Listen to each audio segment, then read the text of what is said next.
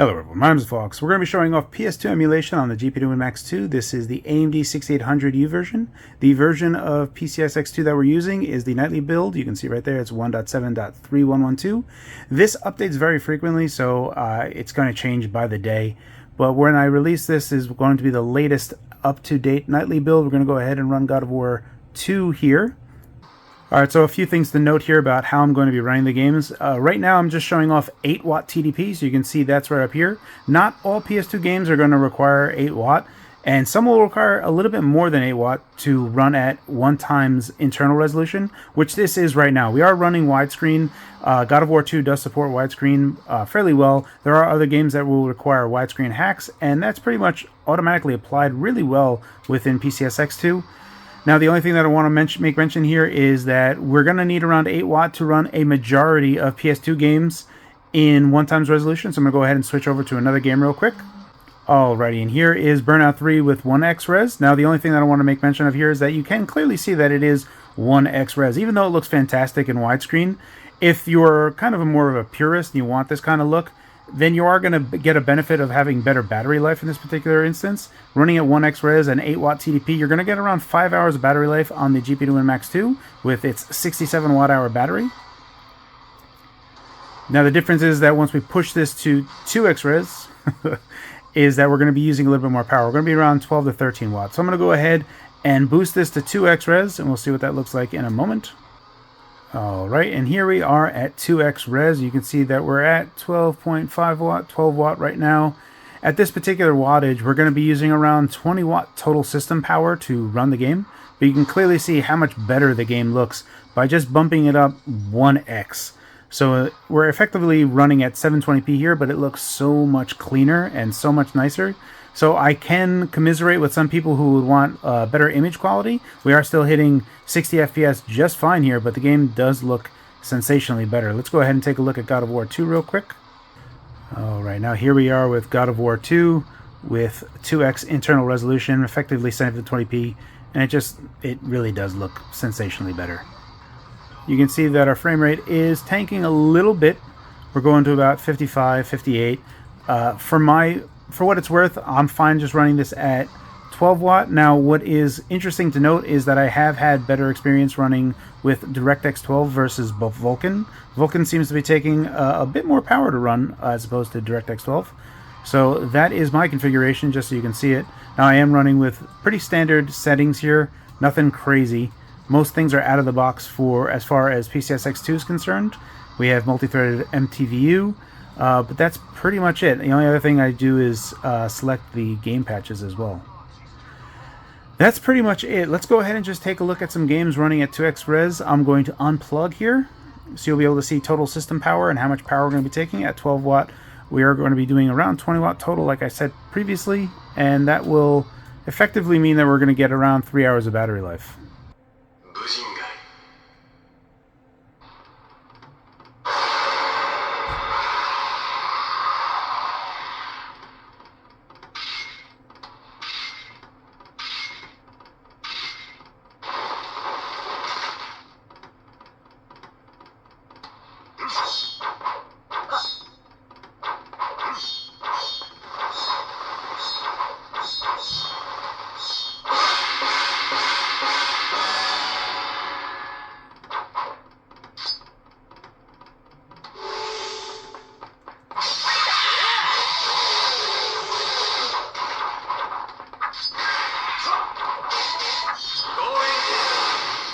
So one thing worth noting here is that this is 2x internal res. However, it's only needing around 5.6 watt to run here.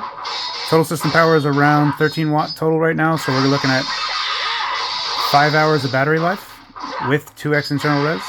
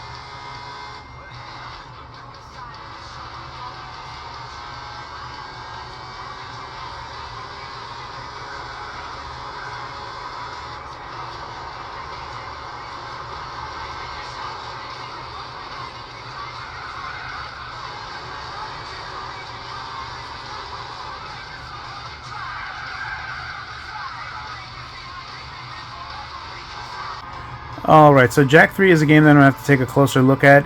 In terms of what settings I'm using in the background, you can see that my frame rate starts to tank. And I am running at 1x internal res here. I tried just changing that to see if it was something that was up. Regardless if I push power or not, it really doesn't help frame rate all that much, so I'm suspecting that it's just some type of setting that I have done in the background. For the most part, everything is default. Like I said earlier on, the only thing I really changed was making sure multi-threaded MTVU was enabled. Outside of that, I didn't really do anything else. But that's one thing that is kind of a curiosity here, but I'm still showing it just in case.